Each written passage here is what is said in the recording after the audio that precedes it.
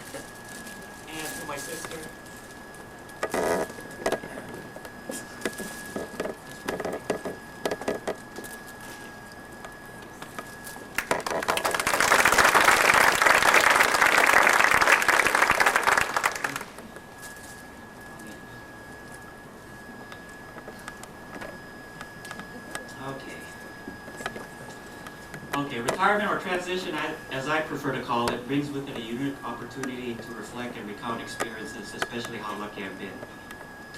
One day at the fitness center in the locker room, a colonel friend of mine told me about a recruit being inducted into the Air Force. The young man was being questioned by the sergeant. "Did you have 6 years of grade school education?" "Oh yes, sir," said the recruit. "I also graduated from high school. I went to Yale for my college degree, and then I did graduate work at Columbia University, and then I got my PhD at Harvard." The sergeant then yelled to the database manager and said, "Check this one in the space mark literate." In my case, I want to thank the Air Force for training me to be literate. As I mentioned before, I did not plan this length of service, military service. The frequent opportunities and challenges provided by the Air Force enticed me just to stay a little longer than I expected. To begin with, my parents could not afford me to send me to college or university. So one day, not knowing much about the military, I naively walked into the recruiter office to join the Air Force. I told them I liked to fly and get into some technical field of study. With luck on my side, this honest recruiter referred me to the ROTC detachment at UCLA. Before going into the detachment office, I somehow found out there were a short of Air Force engineering shortage. I met with Colonel Brennan, a professor of aerospace studies at UCLA, who said that the flying billets were filled, and I responded, "I heard you need engineers." He then waved me back into office and quietly sat down with me to discuss the matter. That marked the beginning of my military life. That same day, my parents got upset. Pissed off may be more accurate description, for trying to enter the Air Force. Upset because they thought I was not going to complete my education, and that I already had a California scholarship, but I knew that it would not be enough to cover the college expenses. They cooled down a bit after I told them that the Air Force would help pay for the education. And after graduating from UCLA and serving several years in the Air Force, they came around and got used to the idea of being in the Air Force. The military has been very rewarding to spend 26 years of one's life, and looking back afterwards, I wouldn't have it any other way. To summarize, I spent 10 years in academia, either taking classes to be literate or teaching classes. 1 year in a SPO, my last 4 years here in the Operational Combatant Command Headquarters, and 11 years in an R&D organization or lab environment. Throughout my career, I was led to believe that having more than one lab assignment, especially back-to-back ones, is not very helpful for your career. But I enjoyed working in that environment, trying to help make a contribution. In fact, I had to encourage the Air Force to assign me to lab organizations on 2 occasions, because some mistakes are too much fun to only make once. I recall one incident while assigned at the Sensor Fused Weapons System Program Office. Although the job I had was a good experience, my heart belonged to the lab.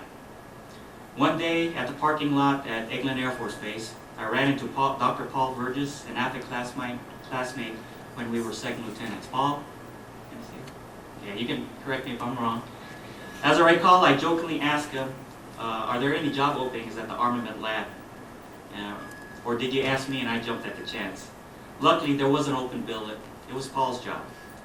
During the following 2 or 3 months, I had 2 full bird colonels, encouraged me to stay at the SPO, and that in so many words, going to the lab was a step down. In my view, the Air Force paid good money to get me a doctorate degree, and therefore I felt the need to look for jobs that required it. I explained the situation to these colonels as diplomatically as I could and left in good terms. However, when I arrived at the Advanced Guidance Division, the laboratory career advisor warned me that the armament lab had not any field grade promotions during the last 6 to 7 years, which I found hard to believe. In any case, I was happy to prove him wrong, not that I got promoted, but I had 4 other officers I was responsible for that who were also promoted to either major or lieutenant colonel. Overall, we had a relatively good promotion rate at our shop. One gesture I made when a newly arrived PhD major who was meeting his promotion board the following year definitely was convinced he had little chance since he had already had a couple of lab tours and was prior enlisted. To help increase his chances, I did a write-up to submit him as a candidate for the USAF R&D Award, a prestigious award in the science and technology community based on his stealth technology research he did at Rome Lab. I think Dr. Salafano got that award during his career. Is that right, Sal? Yes. Okay. This is stealth research that the major did before arriving at the armament lab and wondered why Rome Lab did not submit one earlier. Fortunately, the major received the R&D award and was later promoted to lieutenant colonel. I tell this story because I had supervisors and colleagues who did these similar gestures for me throughout my career. I've been lucky with the supervisors I've had and that I've been teamed with. Can't think of too many incidents that I was being second-guessed or criticized. I'm reminded of one boss, Charlie Reuter, at the centrifuge weapons boat during initial production of SFW, who said, "Since it's difficult to anticipate everything, just get the process started and everything will fall in place. Don't worry about the details yet." Before leaving his SFW shop to go to the armament lab, Charlie gave me a plaque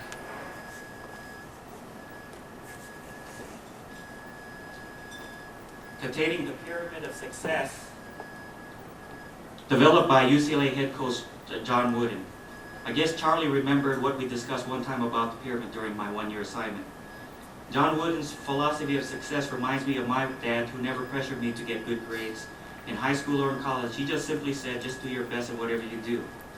I tell this story because it reminded me what another former supervisor, Ron Robertson, once said to me while assigned at the academy. As you gain more responsibility by supervising more people, you need to manage the values of the organization. The values shown on the pyramid is what I try to live by, and is one of the most important tools I got out of UCLA. That's why the pyramid is found in the shadow box. Used as a leadership and teaching tool, the pyramid fits nicely with the quote from Albert Einstein, "Try not to become a man of success, but rather try to become a man of value." As a side note, I wrote to John Wooden about 9 years ago, just to thank him for developing the pyramid, since he spent 14 years to develop into final form before arriving at UCLA in 1948. 16 years later, he won his first championship, then won 10 national championships in 12 years and 88 consecutive victories. If you're a sports fan, you know how phenomenal these records are. That's why patience is found near the top of the pyramid, proving that good things take time. In the letter, I explained how the pyramid had helped me to keep my focus and how I attempted to help others using it. Since he was 84 years old at that time and was busy with his many grandchildren, I was not expecting him to write back. To my surprise, he did write back, and his penmanship was a lot more legible than mine. It's a short letter, and it reads, "There's no greater joy than to learn that something you have said or done has been helpful to another, especially when it was done with no thought in return. Thank you, sincerely, John Wooden," from the desk of John Wooden. Just a few weeks ago, I found out after reading his biography again and looking at the date of the letter, what is interesting to me is that he wrote that letter on his birthday, giving you some insight about the humble man from the Wizard of Westwood. After transitioning from the Air Force, I was thinking about writing a book on the pyramid and leadership and relating it to leadership. but someone beat me to it. It's the John Wooden Pyramid of Success, the ultimate guide to life, leadership, friendship, and love, created by the greatest coach in the history of sports. There's another book too, but I won't go over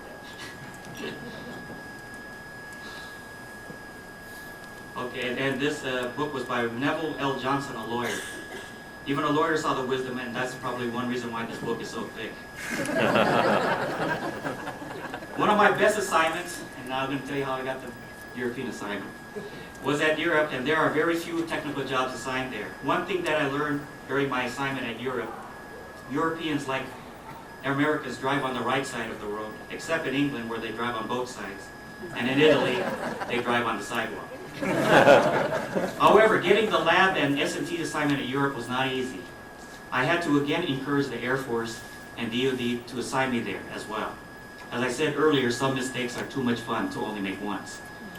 When I was at ICAP, there was a law, I guess the Global Water Nichols Act, that requires that 50% of the graduates need to be as directly assigned to a joint billet, the Pentagon or Puzzle Palace to me. I was not ready for a Pentagon assignment since there were very few technical-oriented joint positions there. So I called the assignment folks and told them that I would turn down any joint tour, and they in turn were convincing me that it would hurt my career if I didn't accept one. I called another assignment team for the European billet to leave me on the waiting list, which I think there were about 9 folks.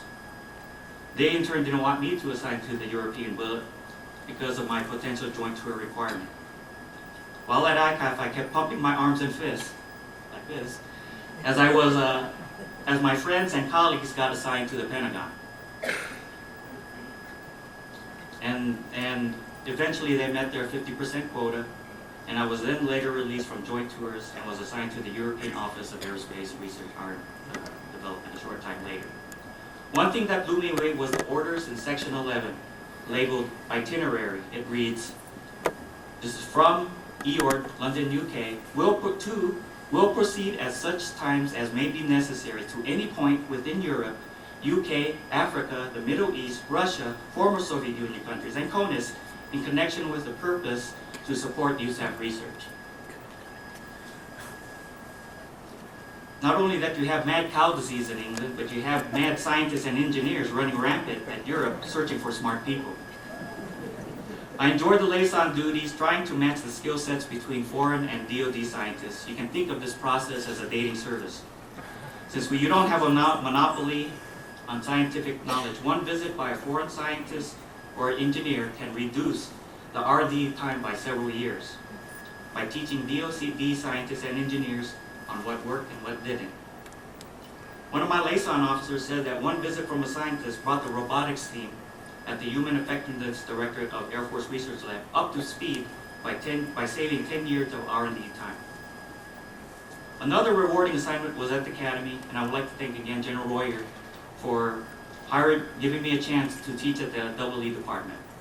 Since my background was more suited with the Astro department, but the Astro department billets were filled, so I had to get out of my comfort zone and learn communications theory, electromagnetics, antennas, and instrumentation. I'd especially like to thank my friends and colleagues at the Academy for taking over some of my classes as I struggled to complete my dissertation. I didn't ask them, they just volunteered and did it.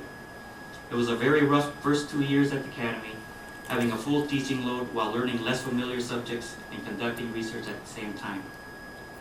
The friendship and kind gestures of instructors in the EE department will not be forgotten, and once again leading the S effort was my supervisor and friend Ron Robinson. I hope that what I gave the Air Force and DoD was more than enough in what it gave me. As you can see, I consider myself very lucky with my assignments, my supervisors, colleagues and friends, and most blessed to be born in this great country. Like most immigrants who want to live a better life, my father arrived in the U.S. from the Philippines about 80 years ago. He started a family at the age of 50, raising 4 kids, and is one of the reasons why I fondly call my dad Bionic Man. I hope both Mom and Dad are watching us now and smiling at us kids. As far as the future is concerned, I don't have any plans. Why start now? I'm not really a golfer.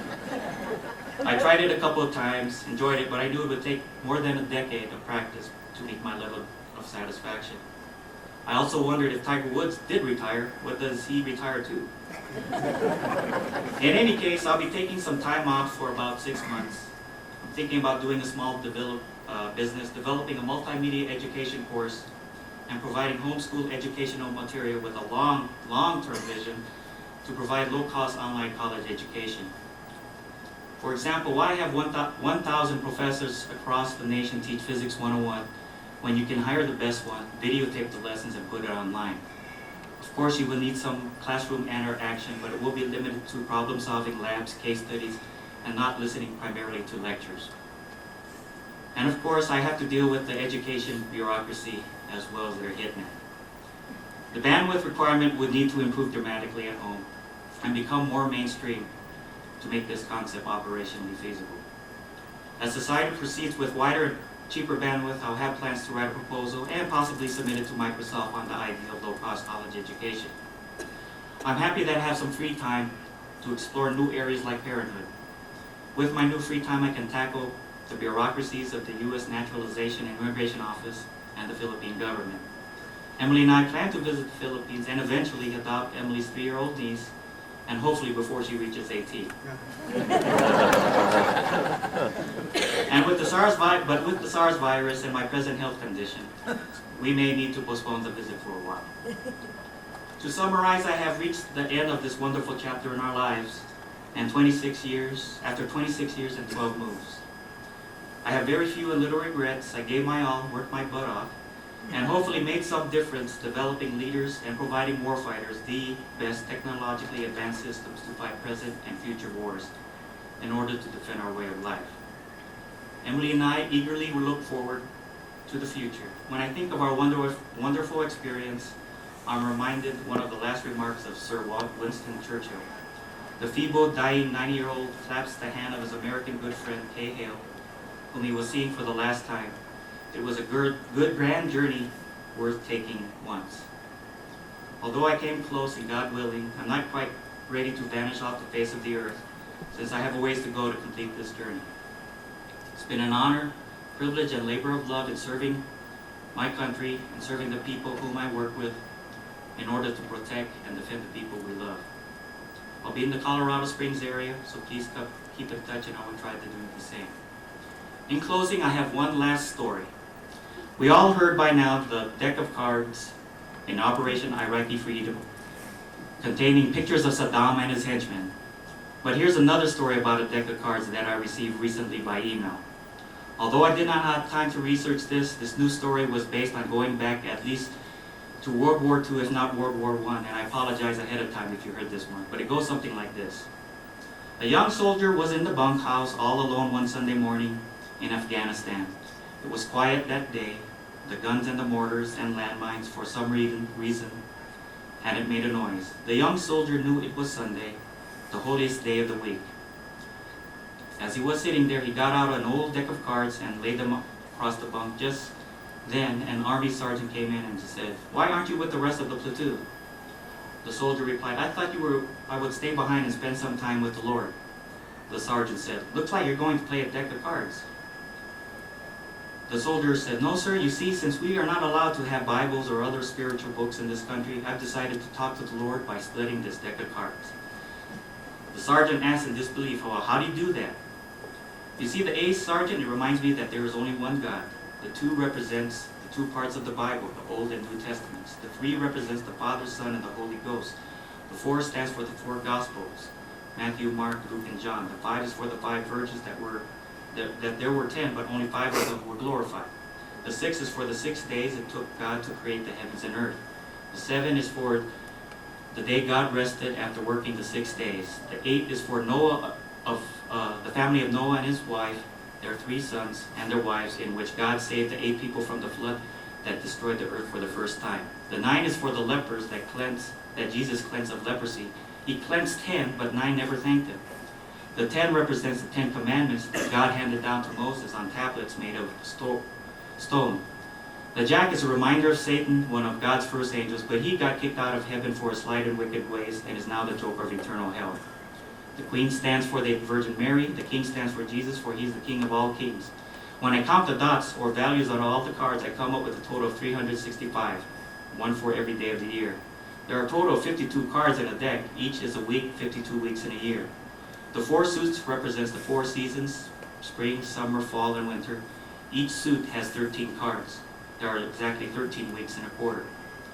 So when I want to talk to God and thank Him, I just pull out this old deck of cards, and they remind me of what I have to be thankful for.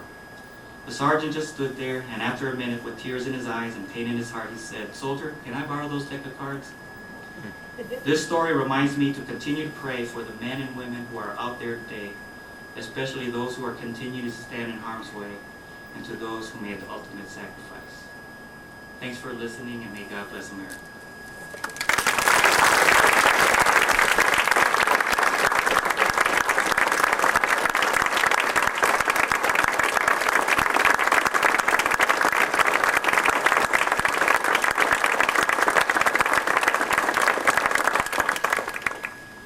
On behalf of Dr. Finkelman and Mr. John M. Santiago, Jr., Colonel, United States Air Force, retired, thank you very much for attending. You are invited to congratulate Colonel and Mrs. Santiago and join them for refreshments here in the ballroom following the conclusion of this ceremony. Ladies and gentlemen, please stand for the departure of the official party and playing of the Air Force song.